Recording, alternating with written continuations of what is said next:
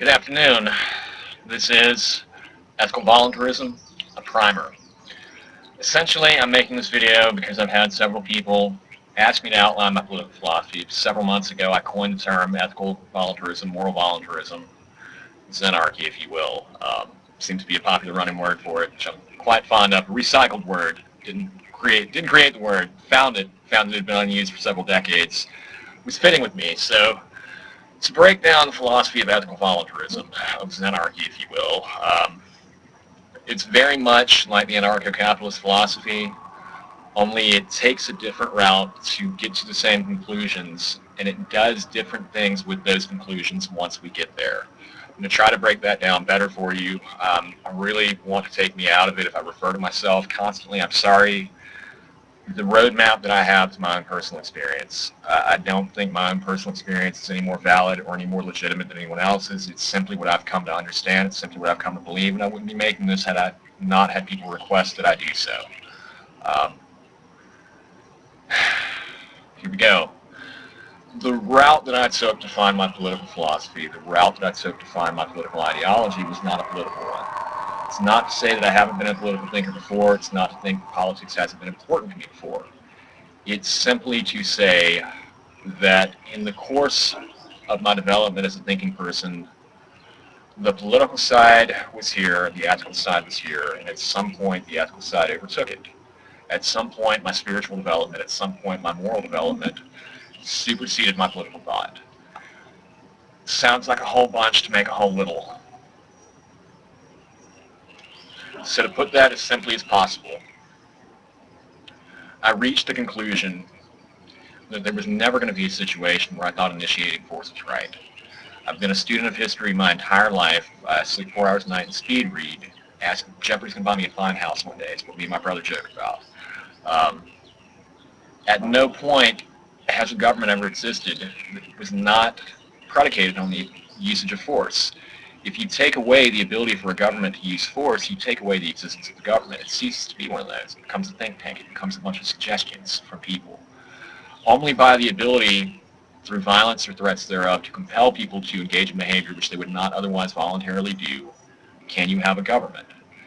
If violence, the initiation of violence, is always wrong, then there's no possible way to build a moral or an ethical system upon the pretext of coercion through violence or threat thereof.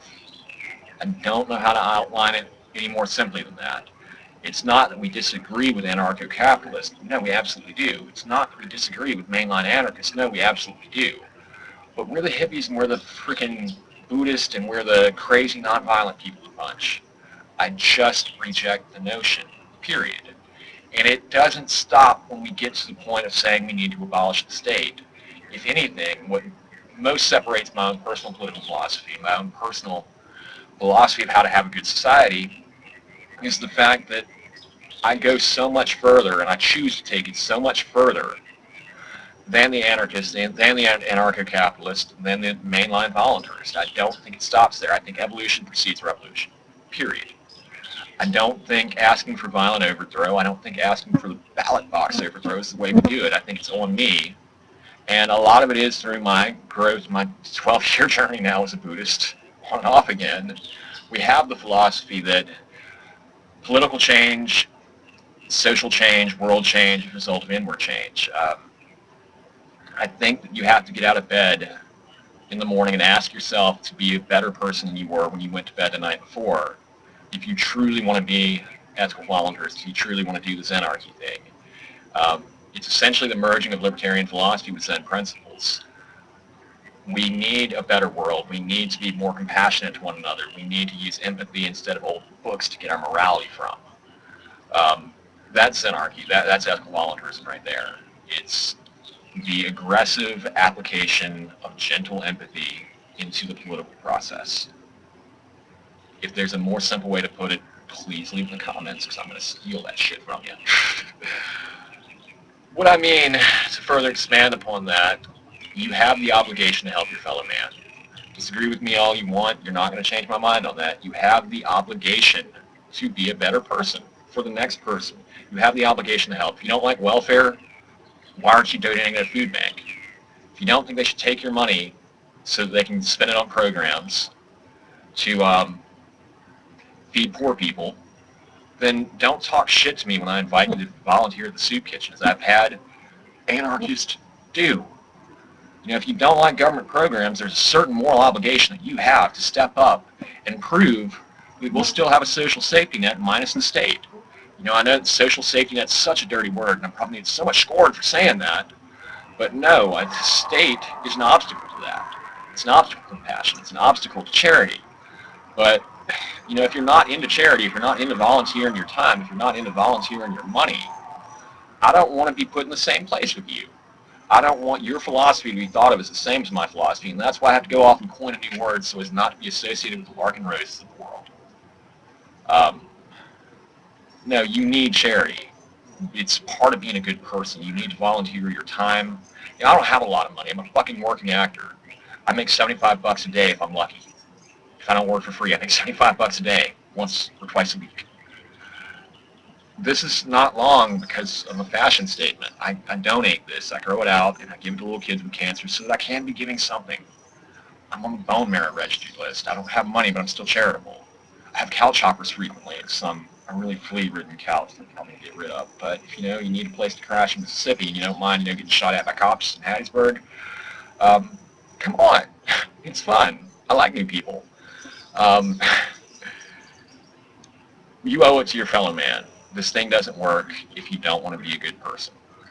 And the need to coin my own terminology and the need to outline my own philosophy is simply based upon the fact that I don't want to be associated with those philosophies and those political systems that do not put a premium on human compassion, that do not put a premium on nonviolence, and that do not put a premium on developing better people and growing better men and women. That's why there's anarchy. That's why I say ethical voluntarist, and that's why I'll correct you if you call me an anarchist. I'm not an anarchist. There's a framework and there's a logic to my thoughts and a logic to my ideology that goes way beyond the abolition of the state. I don't want to violently overthrow the state. I want to evolve a human species that no longer needs it. And I say all these words of love because it is through love of my fellow human, love of my fellow mammal, that I'm able to come to these conclusions. I don't want to be hurt, therefore I don't hurt people. I don't want my rights restricted, therefore I don't restrict the rights of others. If you can't get to that point, I just don't want to be associated with you, and I don't want people confusing us. It's all about the love, though, and I'm just going to leave like a few words of my own personal human philosophy, just because I love y'all, and I want to leave y'all something good, not just my mumbo jumbo. What you send out into the world is coming back to you. I've known a lot of people who've all been like depressed and, you know, fuck the world and all, and the world gave them a fuck you. And when they changed their outlook and they said, well, I'm going to try to love people, well, random strangers started loving them. Better things happen to those who will better things to happen. You have to keep your mind positive. You have to keep loving one another. You have to keep caring about your fellow man. Nothing. You know, that it took me 30 years to realize that. I'm sorry, 29 years to realize that. I was a very angry, very miserable person for a very long time until I just stopped one day. And I've made more friends in 6 months than 10 years, simply because I started choosing to embrace the love. And politically, personally, spiritually, intentionally, it's about loving one another. It's about helping one another. Thank y'all so much for watching. Please weigh and consider the things that I have to say.